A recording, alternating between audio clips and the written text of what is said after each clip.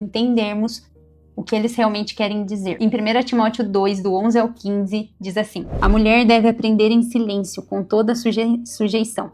Não permito que a mulher ensine, nem que tenha autoridade sobre o homem. Esteja, porém, em silêncio, porque primeiro foi formado Adão e depois Eva. E Adão não foi enganado, mas sim a mulher, que, tendo sido enganada, tornou-se transgressora. Entretanto, a mulher será salva dando à luz filhos, se elas permanecerem na fé, no amor, na santidade, com bom senso. Em 1 Coríntios 14, 35, diz: permaneçam as mulheres em silêncio nas igrejas, pois não lhes é permitido falar. Antes, permaneçam em submissão, como diz a lei. Se quiserem aprender alguma coisa, que perguntem aos seus maridos em casa, pois é vergonhoso uma mulher falar na igreja. Ao lermos esses textos, parece que a mulher não deve falar na igreja, que ela não tem autoridade para ensinar e que a mulher deve entrar muda e sair calada.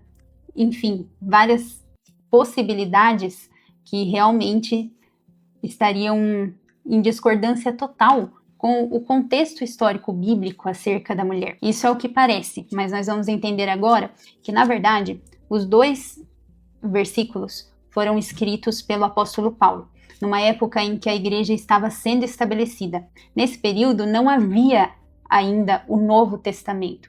As cartas que o apóstolo Paulo escrevia eram remetidas aos grupos de pessoas que estavam se reunindo para aprender acerca do cristianismo a partir de Cristo.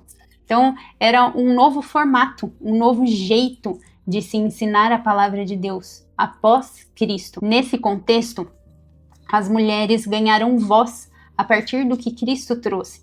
As mulheres que não podiam sequer aprender agora, no cristianismo, podiam ter essa oportunidade de se assentar nas sinagogas, se assentar nas reuniões caseiras e aprender, coisa que a mulher não podia na época. Mas nesse contexto vieram também os gentios, pessoas que não eram como os judeus, que conheciam já o Antigo Testamento. Eram pessoas que estavam aprendendo acerca do Deus vivo pela primeira vez, porque antes disso os gentios, os povos que não eram do povo de Deus, não tinham acesso a servir a salvação. Cristo trouxe isso. E nesse contexto, muitas mulheres se converteram, mulheres que vinham de outras culturas, que serviam outros deuses. E quando nós lemos, por exemplo, o texto da carta de Paulo escrito a Timóteo, nós vemos, logo na introdução e na conclusão do livro, que a maior preocupação do apóstolo era os ensinos dos falsos mestres. Haviam falsos mestres que tentavam convencer esse povo que estava se convertendo de mentiras, de sofismas diferente daquilo que era o evangelho puro que estava sendo estabelecido. E é nesse contexto que o apóstolo Paulo vem trazendo uma orientação para sanar um problema pontual que estava acontecendo naquelas reuniões, que eram várias pessoas falando ao mesmo tempo, várias mulheres sendo influenciadas por falsos mestres, trazendo ensinamentos como se aquilo fosse a verdade. E aí o apóstolo Paulo, ele soa machista para quem não entende esse contexto, mas na verdade o que ele estava trazendo é: calma, se vocês vão aprender, que vocês aprendam em silêncio, que primeiro vocês escutem, aprendam, porque não há como ensinar sem antes aprender. E é nesse contexto, para trazer uma ordem à reunião dessas pessoas, que era a igreja primitiva se formando, que ele deu essas instruções. Não é algo que deve ser aplicado para sempre a todas as pessoas, as mulheres de hoje. É lógico que nós devemos aprender, não só os homens, mas as mulheres também, antes de aprender, antes de ensinar algo, nós devemos ter propriedade naquilo que estamos falando, porque carregamos a responsabilidade de transmitir a palavra viva, a palavra eficaz, sem distorções. Mas não no contexto de que qualquer mulher, em qualquer tempo da história da igreja, não pudesse ensinar. Então nós não podemos pegar um texto isolado, que soa totalmente estranho mesmo se lido sem entender todo esse contexto, e aplicarmos de forma equivocada no meio das nossas congregações. E é importante também salientar que em 1 Coríntios 11, se você ler lá o capítulo todo, você vai ver as mulheres tendo voz pregando, a Bíblia sempre estimulando as mulheres a profetizarem, a orarem. Então, mulher, você tem voz. O Senhor te deu voz para a sua família, para a igreja, para os seus filhos, para a nossa sociedade ocupe sim esse lugar. O próprio apóstolo Paulo, em suas cartas, menciona mais de uma vez Febe, falando que era uma mulher que o auxiliava em seu ministério, trazendo o quanto ela era importante, a recomendando, porque ela era útil para a igreja. O apóstolo Paulo também cita diversas vezes Priscila e Áquila, sendo que antigamente era muito comum que o nome do homem sempre viesse antes do nome da mulher. E sempre quando Paulo vai citar esse casal, Priscila e Áquila, ele sempre cita Priscila primeiro, sugerindo que Priscila era muito ativa.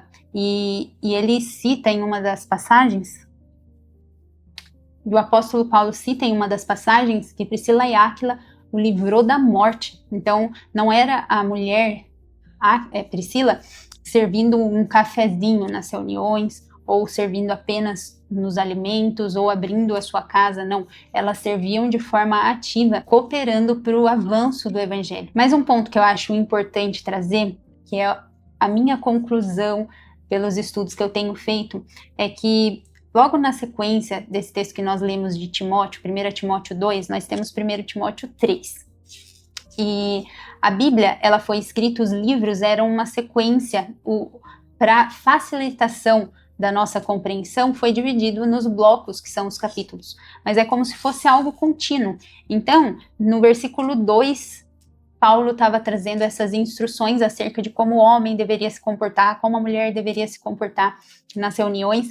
E logo na sequência, no capítulo 3, o apóstolo Paulo traz a lista de qualificações para a ocupação da liderança pastoral da igreja. Esse assunto eu queria abordar porque, pela conclusão que eu cheguei, eu entendo que a autoridade pastoral da igreja deve ser de um homem. Porque nessa lista que o apóstolo Paulo trouxe, no capítulo 3, os versículos de 1 a 5, a gente vê ele direcionando a fala para um homem, que o homem seja, que o pastor, o homem candidato a essa liderança pastoral, ele seja marido de uma só mulher. É específico para um homem, está se falando para um homem. Então eu entendo que a liderança máxima pastoral, o cargo mesmo de governo da igreja, deve ser ocupado por um homem. Nós não devemos ver isso como uma proibição à mulher, mas eu vejo como uma defesa mesmo. Eu não sei se você já teve a possibilidade de conviver com casais pastores, e é algo de muita responsabilidade para um casal, para um pastor que está à frente. Eu vejo que Deus quis poupar a mulher desses cargos de liderança que exige um peso que a mulher não precisa carregar. Um peso no bom sentido, mas um peso que o homem foi criado por Deus com estrutura emocional, física para suportar. Quando nós tiramos as nossas paixões do caminho, nos aprofundamos em entender a palavra de Deus, em estudar a fundo as escrituras, nossas objeções egoístas, elas se esvaziam, elas perdem o sentido. E é isso que eu gostaria de propor para nós, mulheres fortes para essa geração, fortes em aprender a palavra de Deus, em se aprofundar, em caminhar em direção ao que o Senhor quer nos ensinar e a discernir quais são as funções que o Senhor quer depositar sobre nós, porque Ele nos capacitou para isso. A finalidade do curso, dessa aula, não é dizer o que você deve pensar a respeito da palavra, mas é expor a palavra,